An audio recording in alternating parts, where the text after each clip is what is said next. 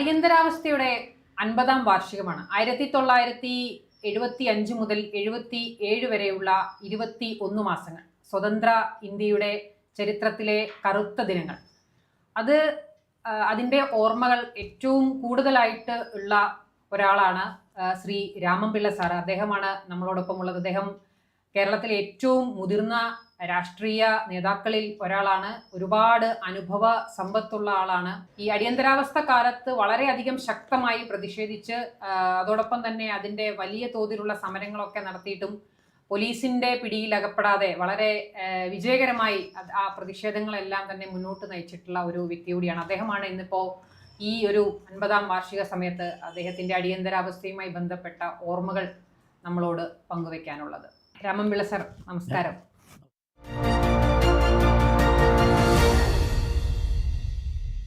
ഈ അടിയന്തരാവസ്ഥ പ്രഖ്യാപനം പല കാര്യങ്ങളിലും ഒരു പുതുമയുള്ളതാണ്, അഭൂതപൂർവമാണ്. ഒന്നാമത് 62 പ്രഖ്യാപിച്ച ഒരു അടിയന്തരാവസ്ഥ നിലനിൽക്കുകയാണ് അഡീഷണലായിട്ട് ഈ അടിയന്തരാവസ്ഥ പ്രഖ്യാപിച്ചത്. അടിയന്തരാവസ്ഥ പ്രഖ്യാപിക്കാൻ അധികാരം നൽകുന്ന ഭരണഘടനാ വ്യവസ്ഥ അനുസരിച്ച് ക്യാബിനറ്റ് തീരുമാനിച്ച് രാഷ്ട്രപതിയുടെ അംഗീകാരം വാങ്ങിക്കണം. ഇതുണ്ടായില്ല. കുറേയൊക്കെ അറസ്റ്റ് നടന്നതിന് ശേഷമാണ് രാഷ്ട്രപതിയെ സമീപിച്ചത് തന്നെ. അദ്ദേഹം ഒപ്പിട്ട് കൊടുത്തു. പക്ഷേ ക്യാബിനറ്റ് തീരുമാനം പിന്നെയാണ് ഉണ്ടായത്. അതുപോലെ തന്നെ ലോകത്തൊരു രാജ്യവും മനുഷ്യാവകാശങ്ങൾ ലംഘിക്കാറില്ല. പക്ഷേ ഇവിടെ UN ചാർട്ടർ അനുശാസിക്കുന്ന മനുഷ്യാവകാശങ്ങൾ തുടക്കം മുതൽ ലംഘിച്ചുകൊണ്ടാണ് മുന്നോട്ട് പോയത്. പിന്നീട് ഭരണഘടനയിലെ പൗരാവകാശങ്ങളും മൗലികാവകാശങ്ങളും സസ്പെൻഡ് ചെയ്തു, പത്രസ്വാതന്ത്ര്യം അടക്കം. അപ്പോൾ പല കാര്യങ്ങളിലും പുതുമയുള്ളതായിരുന്നു, അസാധാരണമായിരുന്നു ഈ അടിയന്തരാവസ്ഥ പ്രഖ്യാപനം. അടിയന്തരാവസ്ഥ പ്രഖ്യാപിക്കുന്ന സമയത്ത് പ്രഖ്യാപിച്ചതിന് ശേഷം പിറ്റേ ദിവസത്തെ പത്രങ്ങളിൽ അതുണ്ടായിരുന്നില്ല. പക്ഷേ ചില പത്രങ്ങൾ സ്പെഷ്യൽ എഡിഷൻ ഇറക്കി, ഇന്ത്യൻ എക്സ്പ്രസ് മറ്റും. അപ്പോഴാണ് നമ്മൾ അറിയുന്നത്. പക്ഷേ ഈ അടിയന്തരാവസ്ഥ സാധാരണ നിലയിലുള്ള രാഷ്ട്രീയ പ്രവർത്തനത്തിന് തടസ്സമല്ല എന്ന് അന്നത്തെ ആഭ്യന്തരമന്ത്രി കരുണാകരൻ ഒരു പ്രസ്താവനയോട് പറഞ്ഞിരുന്നു. അത് വിശ്വസിച്ച് ഞങ്ങൾ പാർട്ടിയുടെ ഭാരതീയ ജനസംഘത്തിൻ്റെ ചില പരിപാടികൾ കോഴിക്കോട് നിശ്ചയിച്ചിരുന്നു. അതിന് ചെന്ന സമയത്താണ് ഇതങ്ങനെയൊന്നുമല്ല, പൗരാവകാശങ്ങൾ പൂർണ്ണമായിട്ടും എടുത്തു കളഞ്ഞിരിക്കുന്നു, ഒരു യോഗം കൂടാൻ പോലും, സാധാരണ കമ്മിറ്റി യോഗം കൂടാൻ പോലും അനുവാദം കൊടുക്കില്ല എന്ന് കോഴിക്കോട് SP ഞങ്ങളോട് പറഞ്ഞു. അന്ന് എന്തായിരുന്നു ചുമതല? അന്ന് ഞാൻ ഭാരതീയ ജനസംഘത്തിൻ്റെ സംസ്ഥാന സംഘടനാ കാര്യദർശിയായിരുന്നു. പാർട്ടി പ്രവർത്തനത്തിൻ്റെ ഭാഗമായിട്ടാണ് ഞാൻ അവിടെ പോയത്. പക്ഷേ ഇത് കഴിഞ്ഞപ്പോൾ ഇങ്ങനെയൊന്നും അല്ല, നമ്മൾ പ്രതീക്ഷിച്ചതൊന്നും അല്ല ഇപ്പോൾ സംഭവിക്കുന്നത്. സ്വതന്ത്ര ഭാരതത്തിൽ സംഭവിക്കാൻ പാടില്ലാത്ത ഒരു മനുഷ്യൻ്റെ മൗലികമായ സ്വാതന്ത്ര്യവും അവകാശങ്ങളും എല്ലാം തടസ്സപ്പെടുത്തുന്ന ഒരു രീതിയിലേക്കാണ് പോകുന്നതെന്ന് മനസ്സിലാക്കിയപ്പോൾ അന്ന് മുതൽ സജീവമായിട്ട് പ്രവർത്തിക്കാൻ നിശ്ചയിച്ച ആളുകൾ അവരുടെ പേരും ഒക്കെ മാറ്റി രൂപവും ഒക്കെ വ്യത്യാസപ്പെടുത്തിയിട്ടാണ് പിന്നെ 21 മാസവും പ്രവർത്തിച്ചത്.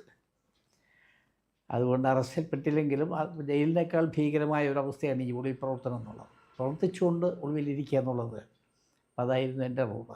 കേരളം മുഴുവനും ആ സമയത്ത് യാത്ര ചെയ്തിട്ടുണ്ടായിരുന്നു. പലതവണ യാത്ര ചെയ്തിട്ടുണ്ട്. കേരളം മുഴുവൻ മാത്രമല്ല, കേരളത്തിന് പുറത്തും തമിഴ്നാട്ടിലും കർണാടകയിലും ഒക്കെ ഇടയ്ക്കിടയ്ക്ക് പോകേണ്ടി വന്നു. കാരണം ഈ ലോക് സംഘർഷ സമിതിയുടെ സെക്രട്ടറി ആയിരുന്നു. അപ്പം അതിൻ്റെ യോഗങ്ങൾ പലപ്പോഴും ബാംഗ്ലൂരോ ചെന്നൈയിലൊക്കെ ആയിരിക്കും. അപ്പോൾ അതിനുവേണ്ടി പോകാറുണ്ടായിരുന്നു. പിന്നെ കേരളത്തിൽ തന്നെ യോഗം കൂടാൻ നിവൃത്തിയില്ലാത്തതുകൊണ്ട് ഞങ്ങൾ ലോക് സംഘർഷ സമിതി ആദ്യം രൂപീകരിച്ചത് പഴനിയിൽ വെച്ചാണ്, തമിഴ്നാട്ടിൽ. അന്ന് തമിഴ്നാട്ടിൽ DMKയുടെ ഭരണമായിരുന്നു. അവർ അത്ര കർശനമാക്കിയിരുന്നില്ല.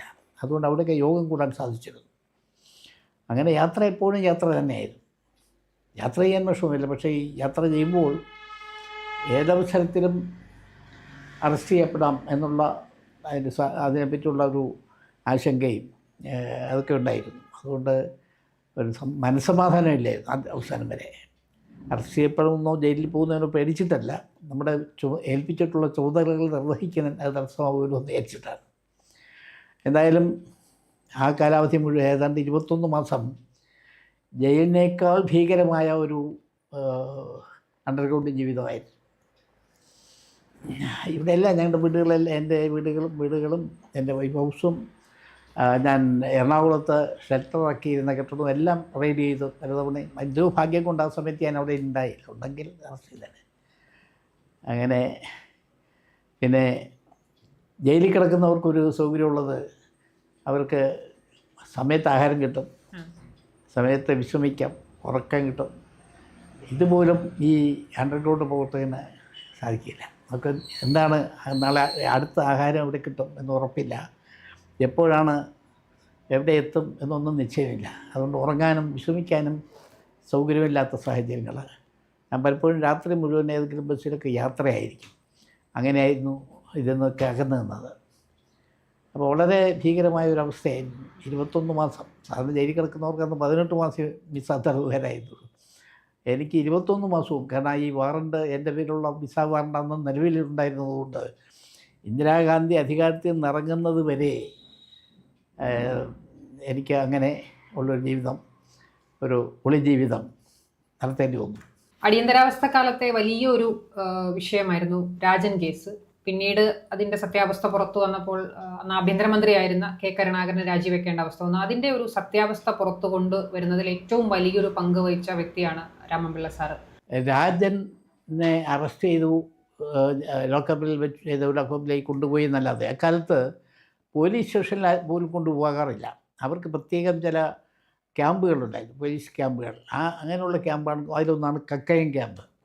ഞങ്ങൾക്ക് വിവരങ്ങൾ ശേഖരിക്കാനുള്ളൊരു സംവിധാനം ഉണ്ടായിരുന്നു. അതായത് മനുഷ്യരാണല്ലോ പോലീസുകാരും. അപ്പോൾ അവരുമായിട്ട് കുടുംബ ബന്ധങ്ങളുള്ള ആളുകളെ ഞങ്ങൾ ഉപയോഗിച്ചു. അപ്പോൾ അവരുടെ ഭാഗത്തുനിന്ന് കഴിയുന്നിടത്തോളം വിവരങ്ങൾ ചോർത്തിയെടുത്തിരുന്നു. അതിലൊന്ന് കോഴിക്കോട്ട് നിന്ന് എനിക്ക് കിട്ടിയ വിവരം, ഞാൻ പലരുടെയും കാര്യത്തിലും അന്വേഷിച്ചിരുന്നു. കക്കയം ക്യാമ്പിൽ വെച്ച് ഒരാൾ മർദ്ദനത്തിൽ മരിച്ചു എന്നുള്ളൊരു വിവരം കിട്ടി. ഒരാളെന്നേ പറഞ്ഞുള്ളൂ, ആളാരെന്ന് പറഞ്ഞില്ല. അപ്പോൾ ഈ ഭാഗത്ത് ഇങ്ങനെ രാജനെ എവിടെ എന്ന് പലരും ചോദിക്കുന്നുണ്ട് യോഗങ്ങളിലൊക്കെ. അങ്ങനെ ഞാൻ ഈശ്വരവരേക്ക് പോയി കണ്ടു. അദ്ദേഹത്തോട് ചോദിച്ചു രാജൻ്റെ സ്ഥിതി എന്താണ്. അപ്പം അദ്ദേഹം ധരിച്ചിരുന്ന രാജൻ ജീവിച്ചിരിക്കുന്നു എന്നാണ്. പക്ഷേ അതൊരു പോലീസുകാരെ കൊടുത്ത തെറ്റായ റിപ്പോർട്ടായിരുന്നു. നമ്മൾ ജീവിച്ചിരിക്കുകയാണെങ്കിൽ അദ്ദേഹം നമുക്ക് കാണണമല്ലോ. അതിന് ഹേബിയസ് കോർപ്പസ് പെറ്റീഷൻ കൊടുത്താൽ പോലീസ് അദ്ദേഹത്തെ ഹാജരാക്കേണ്ടി വരും. കാരണം ഇയാൾ അറസ്റ്റ് ചെയ്തതിന് ധാരാളം സാക്ഷികളുണ്ട്. അങ്ങനെ പറഞ്ഞപ്പോൾ അദ്ദേഹം പറഞ്ഞു ഒരു വക്കീലും ധൈര്യമായിട്ട് ഇറങ്ങുന്നില്ല, പലരോടും സംസാരിച്ചു. ഞാൻ പറഞ്ഞു ഞാൻ ഏർപ്പാട് ചെയ്യാം എന്ന് പറഞ്ഞിട്ട് ഞങ്ങളുടെ BMSൻ്റെ നേതാവായിട്ടുള്ള കെ രാംകുമാറിനെ ഏർപ്പാട് ചെയ്തു. അദ്ദേഹം നേരത്തെ തുടക്കം മുതൽ ഞാൻ വലിയ അടുപ്പമുണ്ട്. ഞാനാണ് അദ്ദേഹത്തെ ജനസംഘത്തിലേക്ക് കൊണ്ടുവന്നത്. അങ്ങനെ അദ്ദേഹം വന്നു. ഞാൻ പറഞ്ഞ എൻ്റെ ഓഫീസിൽ വന്നിട്ട് ഈശ്വരവാരും കൂടെ ഇന്ന് സംസാരിച്ചിട്ടാണ് ഹേബിയസ് കോർപ്പസ് പെറ്റീഷൻ കൊടുക്കാൻ തീരുമാനിച്ചതും പെറ്റീഷൻ കൊടുത്തതും. പിന്നീട് രാംകുമാറിൻ്റെ സീനിയറായിട്ടുള്ള ഈശ്വരയ്യരും അതിൽ സഹകരിക്കാൻ വന്നു. അതിലെ അന്ന് ജഡ്ജിയായിരുന്ന പിന്നെ അദ്ദേഹത്തിൻ്റെ വെഞ്ചലാണ് സുബ്രഹ്മണ്യൻ പോറ്റിയുടെ ധീരമായ നിലപാടും നമ്മൾ സഹായിച്ചു. അങ്ങനെ രാജനെ ഹാജരാക്കാൻ പോലീസ് നിർദ്ദേശം കൊടുത്തു.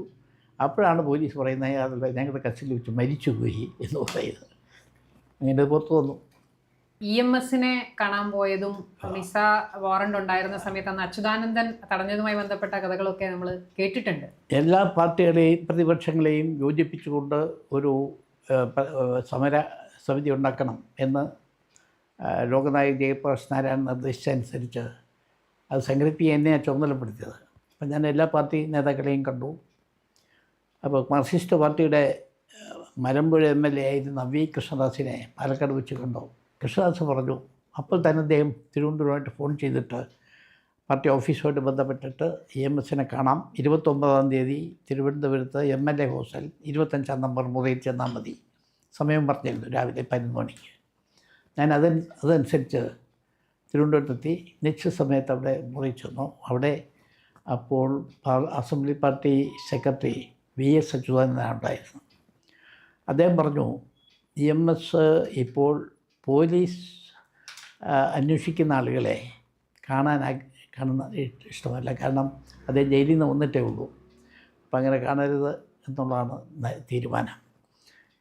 പിന്നെ കാര്യങ്ങൾ നമുക്ക് സംസാരിക്കാം എന്ന് പറഞ്ഞു. അപ്പം ഞാൻ പറഞ്ഞു, ഇതാണ് എൻ്റെ ഉദ്ദേശം. ഈ അടിയന്തരാവസ്ഥയ്ക്കെതിരെ എല്ലാ പാർട്ടികളും സംഘടനകളും എല്ലാം യോജിച്ചുകൊണ്ട് ഒരു സമരം നടത്തണം എന്നാണ് ഞങ്ങളുടെ തീരുമാനം. അതിൽ സഹകരിക്കാൻ മാർക്സിസ്റ്റ് പാർട്ടിയാണ് ഇവിടുത്തെ ഏറ്റവും വലിയ സംഘടന. അതുകൊണ്ട് അവരുടെ നേതൃത്വം ഞങ്ങൾ അംഗീകരിക്കാൻ തയ്യാറാണ്.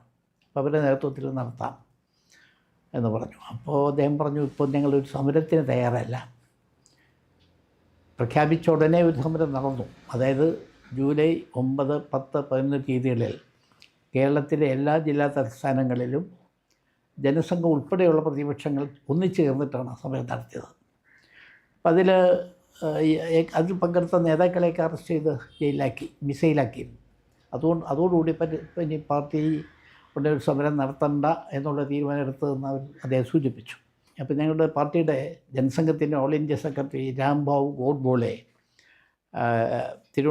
എറണാകുളത്ത് നിന്ന് തന്നെ രഹസ്യ സംഗീതത്തിൽ വെച്ച് കണ്ടു.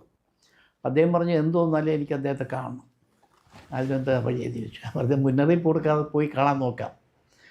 അങ്ങനെ ഞങ്ങൾ രണ്ടുപേരും കൂടി രാത്രി ഒരു ബസ്സിൽ വേറെ പേരുകളിൽ റിസർവ് ചെയ്ത് യാത്ര ചെയ്തു. തിരുവനന്തപുരത്തെത്തി രാവിലെ 6 മണിക്ക് എൻ്റെ ഒരു സുഹൃത്തിൻ്റെ വീട്ടിൽ പോയി കുളിയെ കഴിഞ്ഞിട്ട് നേരെ തമ്പാനൂർ, അന്ന് അദ്ദേഹം താമസിക്കുന്ന ശാന്തി നഗറിലാണ്, അവിടെയുള്ള അദ്ദേഹത്തിൻ്റെ വീട്ടിൽ പോയി. അപ്പോൾ വീട്ടിൻ്റെ മുൻവശത്ത് ആര്യാന്തർജനത്തിനെ കണ്ടു. അവരോട് സഖാവിനെ കാണണം, ഡൽഹിയിൽ നിന്ന് വന്നിരിക്കുന്ന ഒരാളാണ് അദ്ദേഹം, സഖാവിനെ കാണാനായിട്ട് വന്നതാണെന്ന് അദ്ദേഹം അകത്ത് പോയി പറഞ്ഞു. അപ്പോൾ തന്നെ അദ്ദേഹം ഇറങ്ങി വന്നു. എന്നെ കണ്ടപ്പോൾ അദ്ദേഹം ധരിച്ചതല്ലാന്ന് മനസ്സിലായി. പിന്നെ അവിടെ ഇരുന്ന് സംസാരിച്ചു. അപ്പോഴും അദ്ദേഹം പറഞ്ഞു, ഞങ്ങൾ അങ്ങനെ ഒരു സമരത്തിന് തയ്യാറല്ല. പിന്നെ ഈ തൊഴിലാളികളുടെ ബോണസ് അവകാശങ്ങൾ അതുപോലുള്ള കാര്യങ്ങൾക്ക് വേണ്ടി സമരം ചെയ്യാം, അല്ലാതെ ഇതിനൊന്നും ഈ എമർജൻസിക്കെതിരായി ഒരു സമരത്തിന് തയ്യാറല്ല. ഇടതുപക്ഷം RSSുമായി ചേർന്ന് അടിയന്തരാവസ്ഥക്കെതിരെ ശക്തമായി പോരാടി എന്നുള്ള ഒരു പ്രസ്താവന ഒരു അഭിമുഖത്തിൽ സംസ്ഥാന സെക്രട്ടറി MV ഗോവിന്ദൻ നടത്തുകയുണ്ടായി. അതിൻ്റെ പേരിൽ പിന്നീട് വലിയ വിവാദങ്ങളുണ്ടായി. ഒരു കാലത്തും RSSുമായി ചേർന്ന് ഒരു ബന്ധവും ഉണ്ടായിട്ടില്ല, ഒരു സമരവും നടത്തിയിട്ടില്ല എന്ന് മുഖ്യമന്ത്രി പിണറായി വിജയൻ തന്നെ തിരുത്തി പറഞ്ഞു. അടിയന്തരാവസ്ഥക്കെതിരെ CPM പോരാടിയത് ഒറ്റയ്ക്കാണ്, അത് ഒറ്റയ്ക്കുള്ള ഒരു പോരാട്ടമായിരുന്നു, അല്ലാതെ ആരുമായും കൂടിച്ചേർന്നൊന്നും സമരം ചെയ്തിട്ടില്ല എന്നുള്ളതായിരുന്നു മുഖ്യമന്ത്രിയുടെ എൻ്റെ ഒരു ന്യായീകരണം. രാഷ്ട്രീയമായിട്ട് ഭാരതീയ ജനസംഘവും Marxist party, communist party, Marxist CPIM എന്ന് പറയുന്ന പാർട്ടിയും തമ്മിൽ ഒന്നിച്ച് പ്രവർത്തിച്ചിട്ടുണ്ട്. അത് ഈ അടിയന്തരാവസ്ഥയിലല്ല. 1970 കാലഘട്ടത്തിൽ കേരളത്തിൽ NGOമാരൊരു സമരം ഉണ്ടായിരുന്നു. ആ സമരത്തെ സഹായിക്കാൻ വേണ്ടിയുള്ള ഒരു സംയുക്ത സമരസമിതി ഉണ്ടാക്കി. ആ സമിതിയിൽ ഈ പാർട്ടികളെ ജനസംഘവും മാർക്സിസ്റ്റ് പാർട്ടിയും ഒരുമിച്ച് പ്രവർത്തിച്ചിരുന്നു. ഞാനും AMSും ഒക്കെ ഒരു വേദി പ്രസംഗിച്ചിട്ടുണ്ട് ആ കാലത്ത്. ജൂലൈ 9, 10, 11 തീയതികളിൽ കേരളത്തിൻ്റെ എല്ലാ ജില്ലകളിലും നടന്ന സമരത്തിൽ മാർക്സിസ്റ്റ് പാർട്ടിയും ജനസംഘവും എല്ലാം യോജിച്ചാണ് പ്രവർത്തിച്ചിട്ടുള്ളത്. ഒരേ ലക്ഷ്യം, അടിയന്തരാവസ്ഥ പിൻവലിക്കുക എന്ന ആവശ്യം ഉന്നയിച്ചുകൊണ്ട് നടന്ന പ്രവർത്തനത്തിൽ ജനസംഘവും മാർക്സിസ്റ്റ് പാർട്ടി സഹകരിച്ചിട്ടുണ്ട്. അത് രഹസ്യമൊന്നുമല്ല, പരസ്യമായിട്ട് നടന്നിട്ടുള്ളതാണ്, പത്രങ്ങളിലൊക്കെ വന്നിട്ടുള്ളതാണ്. പക്ഷേ അതിനുശേഷമുള്ള സമരത്തിലാണ് ഞങ്ങളില്ലയെന്ന് പറഞ്ഞത്. ഇതാണെങ്കിലും 77 തെരഞ്ഞെടുപ്പ് പ്രഖ്യാപിച്ചപ്പോൾ JPയുടെ നിർദ്ദേശപ്രകാരം ജനസംഘവും സംഘടനാ കോൺഗ്രസും സോഷ്യലിസ്റ്റ് BKD ഈ പാർട്ടികളെല്ലാം കൂടി യോജിച്ച് തിരഞ്ഞെടുപ്പിൽ മത്സരിക്കാൻ തീരുമാനിച്ചു. അതിനുവേണ്ടി എറണാകുളത്ത് വെച്ച് അതിന് ജനതാ മുന്നണിയാണ്, പക്ഷേ ജനതാ പാർട്ടി എന്നാണ് പേര് കൊടുത്തത്. ജനതാ പാർട്ടി എന്നുള്ള പേരിൽ ഒരു അടയാളത്തിൽ മത്സരിക്കാനാണ് തീരുമാനിച്ചത്. ആ സമയത്ത് മാർക്സിസ്റ്റ് പാർട്ടി പറഞ്ഞു, ഞങ്ങൾ സഹകരിക്കാം, ഞങ്ങളും കൂടി വരാം. അങ്ങനെ അവരും കൂടി സഹകരിച്ചുകൊണ്ടാണ് ആ തെരഞ്ഞെടുപ്പിൽ മത്സരിച്ചത്.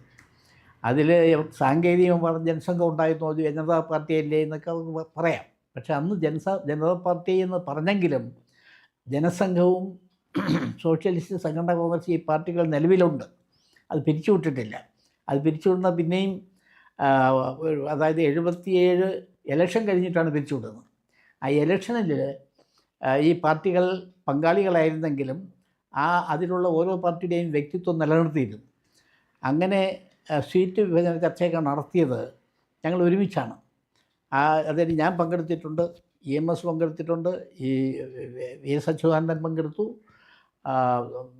സോഷ്യലിസ്റ്റ് പാർട്ടിയിലെ വീരേന്ദ്രകുമാറും മറ്റേ PA ഹാരിസും ഒക്കെ പങ്കെടുത്തു, സംഘടനാ കോൺഗ്രസിൽ K ഗോപാലൻ, TO ബാബ തുടങ്ങിയവർ പങ്കെടുത്തു. അങ്ങനെ ഞങ്ങളെല്ലാം ഒന്നിച്ചിരുന്നാണ് സീറ്റ് വിഭജന ചർച്ച നടത്തിയിട്ടുള്ളത്. അവിടെ സഹകരിച്ചില്ല എന്ന് പറയുന്നത് എങ്ങനെയാണ്? ഭാരതാംബയുമായി ബന്ധപ്പെട്ടൊരു വലിയ വിവാദം. ഇപ്പോൾ ഗവർണർ രാജ്ഭവനിൽ നടക്കുന്ന പരിപാടികളിൽ ഭാരതാംബയുടെ ചിത്രം ഉപയോഗിക്കുന്നു. അത് കാവിക്കൊടി ഏന്തിയ ഭാരതാംബയാണ്. അതിൽ പുഷ്പാർച്ചന നടത്തുന്നു. മാത്രമല്ല അതിലിരിക്കുന്ന ഭൂപടം എന്ന് പറയുന്നത് അഖണ്ഡ ഭാരതത്തിന്റെ ഭൂപടമാണ്.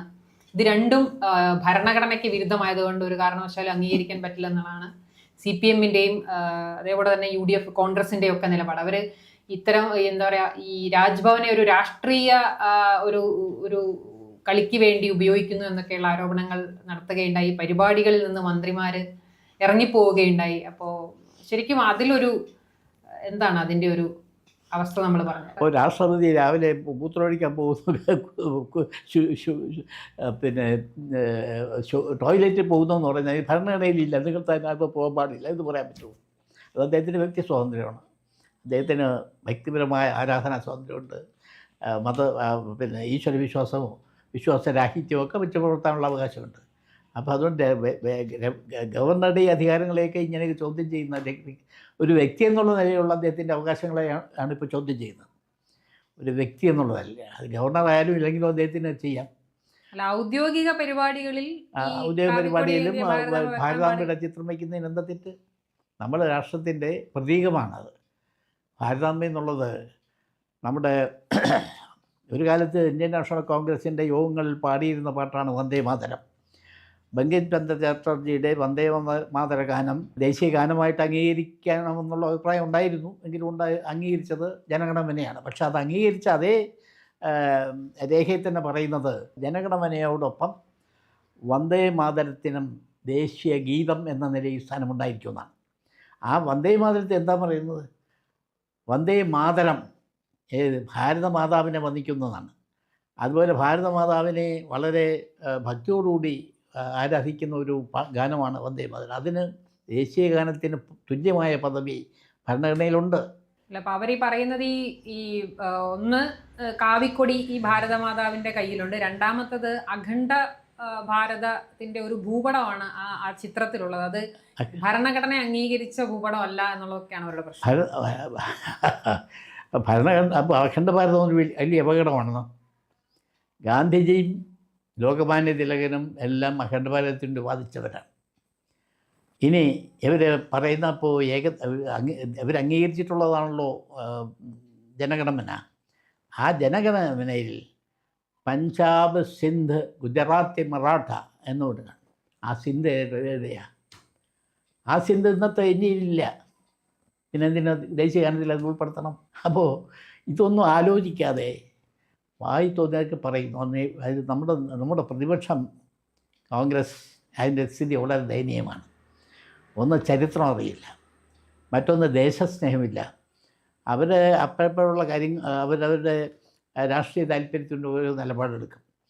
അതല്ലാതെ ഒരു ചിന്തിച്ചു ചർച്ച ചെയ്തിട്ട് തീരുമാനമെടുക്കുന്നതല്ല. പണ്ട് കോൺഗ്രസ് അങ്ങനെയല്ലായിരുന്നു. അവർ ഓരോ വിഷയവും ചർച്ച ചെയ്ത് ഓരോ വിഷയവും 2-3 ദിവസങ്ങളിലിരുന്ന് ചർച്ച ചെയ്തേ തീരുമാനം എടുക്കാറുള്ളൂ. ഇവിടെ അതല്ല, ഒന്നുമില്ല.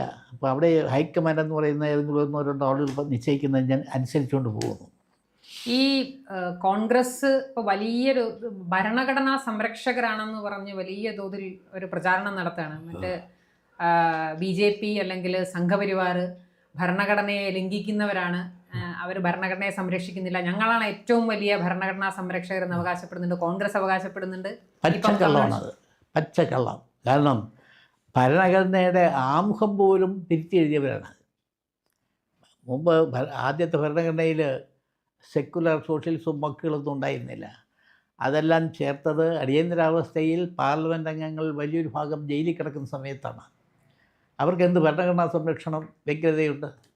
മാത്രമല്ല ഈ നടപടികളെല്ലാം ഭരണഘടനാ വിരുദ്ധമായിരുന്നു. ഞാൻ ആദ്യം സൂചിപ്പിച്ചതുപോലെ ഇത് അടിയന്തരാവസ്ഥ പ്രഖ്യാപിച്ചത് ഭരണഘടനാ വ്യവസ്ഥകൾ ലംഘിച്ചുകൊണ്ടാണ്.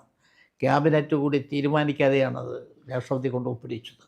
അതുപോലെ ഒരുപാട് നടപടികൾ. വ്യക്തി സ്വാതന്ത്ര്യം, വ്യക്തിക്ക് ഭരണഘടന നൽകുന്ന ഏറ്റവും പ്രധാനപ്പെട്ട മൗലിക അവകാശങ്ങൾ പൗരാവകാശങ്ങൾ, അത് മുഴുവൻ ലംഘിച്ചില്ലേ? ഒന്നുപോലും പാലിച്ചില്ല. ഭരണഘടനയുടെ പ്രധാനപ്പെട്ട വകുപ്പുകളൊക്കെ സസ്പെൻഡ് ചെയ്തു. എന്നിട്ട് അവരിപ്പോൾ എന്ത് സംരക്ഷിക്കുമെന്നാണ് പറയുന്നത്?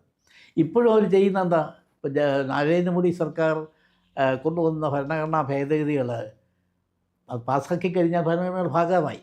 അങ്ങനെ പാസ്സാക്കിയ പൗരത്വ ഭേദഗതി നിയമം, കാർഷിക നിയമം, മുത്തലാഖ്, ഇതുപോലെ ഇതിനെതിരായിട്ട് പാസ്സാക്കിയിട്ടുള്ള എല്ലാ നിയമങ്ങളും ഭരണഘടനയുടെ ഭാഗമാണ്.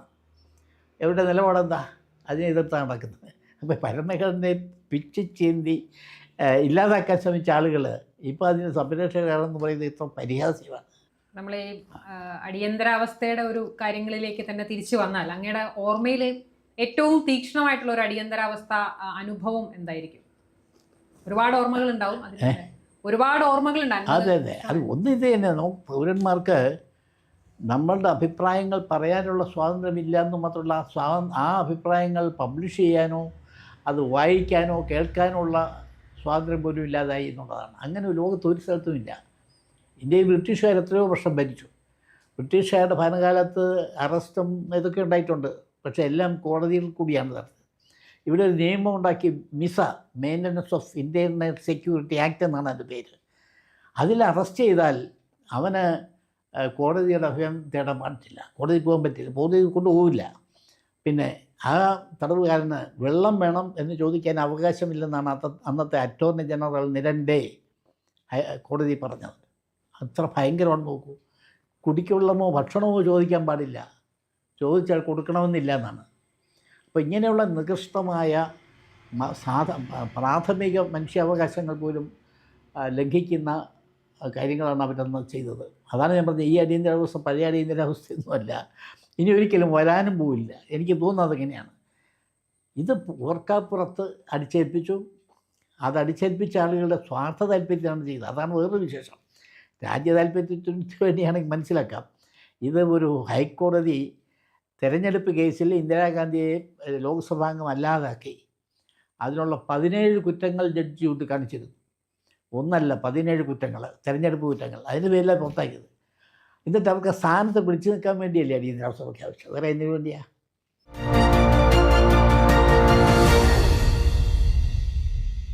അടിയന്തരാവസ്ഥയുടെ ഓർമ്മകളും അതോടൊപ്പം ഈ സമീപകാല സമയത്ത് വർത്തമാന രാഷ്ട്രീയത്തിൽ ഉണ്ടായിരിക്കുന്ന ഇത് സംബന്ധിച്ച വിവാദങ്ങളും അവകാശവാദങ്ങൾക്കും ഒക്കെയുള്ള കൃത്യമായ മറുപടിയാണ് രാമൻപിള്ള സാർ ഇപ്പോൾ പറഞ്ഞത്.